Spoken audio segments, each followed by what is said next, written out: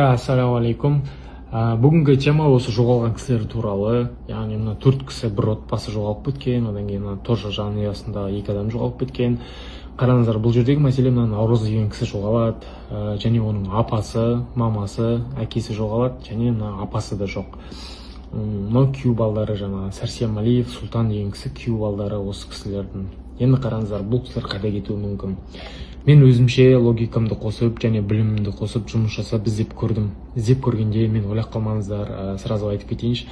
Госпазаға кіріп, оларды взламать етіп, Беркуттың КПП-сына базасына кіріп, өйтіп қараған жоқ, мен өзімнің знаниеммен. Және бұлар кісілердің сим-карталары арқылы информация іздедім, яғни қай жерде өшкен, қай жерде қосылған деген сияқты. Ол нәрсені қалай іздедім дейтін болсаңыздар, қазір жалпы біздің сим-картамыз, телефонымыз живой GPS система, яғни әр адам номері арқылы провайдерлер қандай сим-карта қолдансаңызда қай жерде жүргендеріңізді любой время біліп шығарып алады, хронология. Және мен дәл солай іздедім бұл жерде хронологиямен. Мен және провайдерский системаны взламать еткен жоқпын. Ол нәрсе жалпы кішкене білімді қолдансаң ізденуге болады нәрсе. Сондықтан сол нәрсені сразу айтып кетейін. Жаңағы база еш нәрсеге кірген жоқпын. Мен өзімнің мына жақта жұмыс жасайтын және ортам бар, сол жерде жұмыс жасап, сол жерден іздендім. Бүткіл локацияны, бүткіл адрестерді осы жақтан шығардым, енді көріп тұрғандарыңыздай. Енді мен сіздерге хронологияны қалай айтайын. Жалпы қараңыздар, менде жалпы күдікті, бұл отбасының жоғалуына күдікті болып тұрған кісі, мына жаңағы Сәрсен Малиев, Сұлтан деген кісі мен үшін біртүрлі күдікті болып тұр. Мына кісілердің жоғалуына осы кісі біртүрлі андай, осы кісі барлығын жасағандай болып көрініп тұр. Енді себебі неге десеңіздер, мен себебін түсіндірейін сіздерге. Мен хронология жасадым өзімше мына жерде. Енді қараңыздар, міне шатасып кетпес үшін өзім осылай хронология жасадым. Мына Сәрсен Малиев, Сұлтан деген кісі жаңағы Наурыздың жездесі болады ма, енді күйеу балдары осы ойдың. Бұл кісі сағат 18:20-да Атырау қаласында жаңағы Жангелдин деген ауыл бар, Қызылқоға район, Қызылқоға деп айтады ғой, сол Жангелді районынан Наурыздың үйіне барады. Содан соң қараңыздар, сағат 18:20-да шығады, 23:45-те уже сол Жангелдиннің районының Наурыздың үйінде болады уже. Так, содан кейін қалай болады айтайын сіздерге. 05.11.2025 жылы күні барлығы бірге, мына күні барлығы бірге Жангелдин ауылынан Атырау қаласына шығады, қалаға барады. Қалаға барғанда сағат 17:37-те шығады сол күні.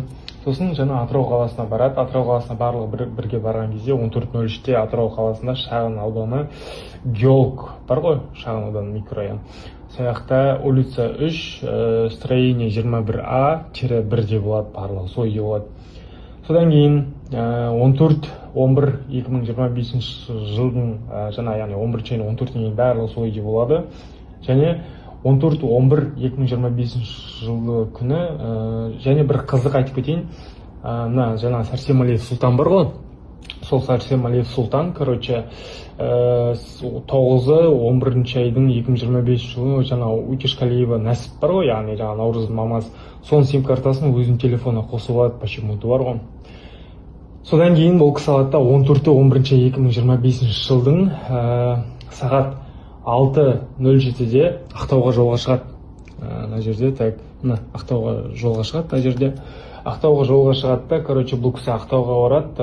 Ақтауға барғаннан кейін сағат 6:07-де таңғы шығады да, кешкі сағат 18:44-те Ақтауда болады, уже Ақтауда 32-ші микрорайонда болады. И 19:00-де жаңа Утешкалиев Наурыздың телефоны сол жерде сол күннен соң өшіп қалады уже бар почему-то. И 15.11.2025 жылы күні Ақтау қаласының аэропортына сол күні жаңағы Сәрсен Малиев, Сұлтан Турцияға ұшып кетеді ғой, Стамбулға барады. Стамбулда 27, қайда Стамбул, так, Атырау, Махамбет, Стамбулға барады. Осы кезде, Стамбулда болған кезде жаңағы еще 27.11.2025 Стамбулда болды ғой. 26, яғни 27-сінен бір күн бұрын, 26-сы күні Стамбулда жүріп, Каспий Голдпен төлем жасайды Стамбулда жүрген кезде. Және сол Каспий Голд жаңағы Утешкалиева Нәсіп бар ғой, сол кісінің Каспий Голды. Содан общем 27.11.2025-те жаңа Сәрсен Малиев, Сұлтан сағат 5:00-де Ақтауға келіп қонады. яғни 27 штатта таңғы 5-те келіп қонады. Сол жерден 878 863 0024 номерін қосады. Яғни жаңағы номері бар ғой, сол номерді қосып алады неге келгеннен кейін, Ақтауға келгеннен кейін. Содан кейін Атырауға жолға шығады. Атырауға барады, жаңа геологқа барады, геолог адресі бар ғой. Вот сол геологқа барады да, Стамбулдан келді Ақтауға, Ақтаудан Атырауға барды, Атыраудан жаңа геологқа барады. Геологтан сразу сол адреске барады да, сразу Махамбетке шығып кетеді бар ғой. Махамбет адресіне шығып кетеді. Содан кейін Махамбетке барғаннан кейін Махамбетте 30-11-2025-ке дейін болады. Сол Махамбетте болады жаңағы Сәрсенғалиев Сұлтан бар ғой, жаңа айтып отырғанымыз. Сол адресте болады. Содан кейін қайтып жаңа геологқа барады. Сосын жаңа Мұқанғалиева Ақбаян бар ғой, әйелі. Сол номерін қосады.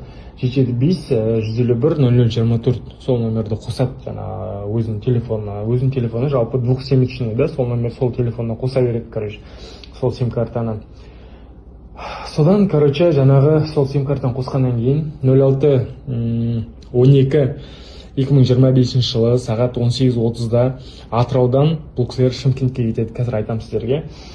Атыраудан жалпы Атырау-Алматы пойызына отырады. 19:50-де қозғалады ол пойыз. 029 пойызымен келеді. Мен қарадым базадан қандай пойыздар жүрген сол кезде. Сөйтіп Сәрсенғалиев Сұлтан және оның әйелі Мұқанғалиева жаңағы Ақбаян екеуі 09-12-2025 жылы Шымкент қаласынан сағат 10:00-де ЖД вокзалда сим-карталарының соңғы активности болады, екеуінің бар ғой. Содан жаңағы Сәрсенғалиев Сұлтан мен Өтешқалиева Нәсіп бар ғой, сосын Мұқағалиев Наурыз бар, жоғалып кеткен, соның сим-картасын қосады почему-то. Жаңағы Сәрсен бар ғой, Сұлтан бар ғой, Сәрсенғалиев Сұлтан сол Наурызбен және оның мамасының сим-картасын қосады. Оның сим-картасын қай жерде тұрып қосады? Ол кісінің сим-карталарын уже тұрып Өзбекистанның границасында қосады, КПП-да. Қаланбек деген Өзбекстан границасы бар, КПП дегенім. Сол жаңағы Сарыағаш район Түркістанский область бар, осыда қосады. Содан сол жерде сим-карталарын қосып, қайтадан өшіреді. Сол жерден сим-картасы өшіреді ғой. Екеуі сөйтіп алады да, короче, Өзбекистаннан, Ташкенттен 15-12-2025 жылдың жаңа 12-ші айының 15-і күні екеуі алады да, короче, неге Куала-Лумпурға ұшып кетеді. Куала-Лумпур деген елді білесіздер ғой, сол жаққа ұшып кетеді екеуі. Ташкенттен ұшып кетеді екеуі. Сол кезде мен қарадым, сол уақытта қандай рейстер ұшқанын, уақытын D723 авиакомпания Air Asia деген самолет ұшып барған екен. Мен флайт радардан қарадым, история жаңа вылет бар ғой, соны. Ол самолет 7 сағат 40 минут ұшып барған. Сөйтіп 15-12-2025 сағат 6:35-те олар барып қонады Куала-Лумпурға. Содан 19:10-да сим-карта қайттан активность береді. Содан мен хронологиясын қарасам. Сөйтіп сол кезде алады да олар почему-то Балиден қосылады сим-картасы. Енді қарасам сол аралықта тоже флайт радардың базасынан қарайтын болсақ, біздер сағат 6:35-те пересадка болған екен.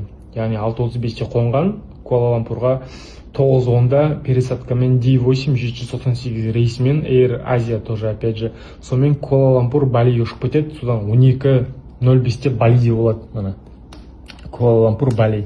Содан бастап мына Q баласы әлі күнге дейін неде Балиде. Және осы Балиде жүріп, жаңағы Нәсіп бар ғой, Наурыздың мамасы, соның мамасының картасы бар, Халық банк картасы. Сонымен оплата жасап жүрмін Балиде жүріп. В данный момент қазір даже кеше оплата жасалған соңғы рет қарайтын болсақ.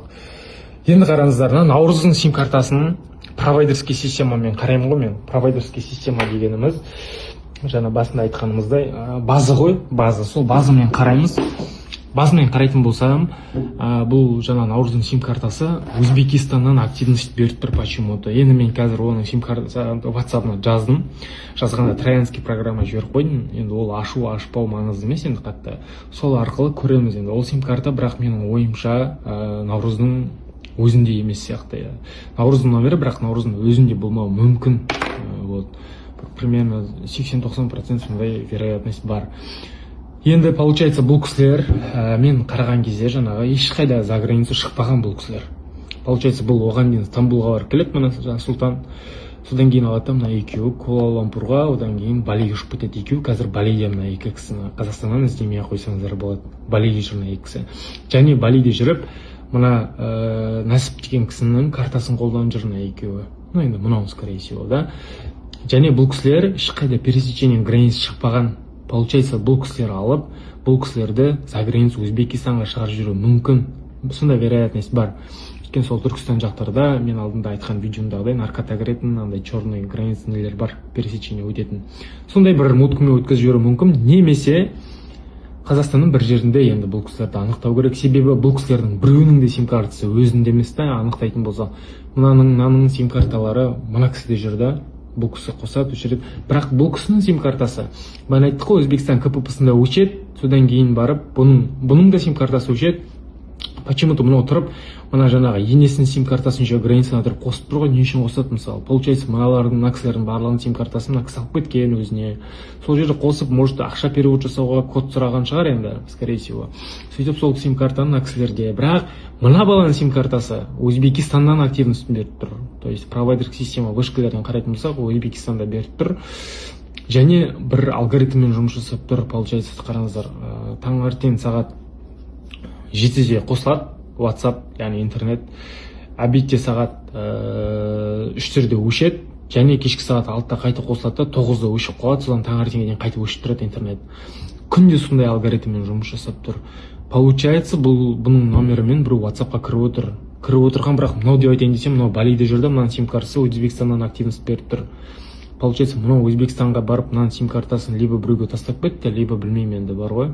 Либо Өзбекстанның VPN қолданып жүр, бірақ ол вряд ли бар ғой, потому что VPN прокси системаны қолданған кезде оны вычислять ететін болсақ, настоящий адрес көрініп тұрады да, локациясы, бірақ почему-то Өзбекстанда тұр, енді білмеймін. Сол мен айтайын дегенім, мына жерде барлық хронологияны жасап көрдік. Енді мен аксерді дальше копать етем, дальше қайда екенін іздеп көрейік. Бұл кісілердің егер басқа да бір сим карта бір нәрселері болса, онда табуға болатын еді. Бірақ мына екі кісіні енді мен тауып тұрмын қайда екенін. Бұл кісілер Балиде қазір. Әлі күнге дейін Балиде, даже кеше мына кісілер мына енесінің картасымен ақша төлеп тұр ғой, былайша айтқанда. Енді дальше іздеп көреміз. Ақпарат болса салып отырамын.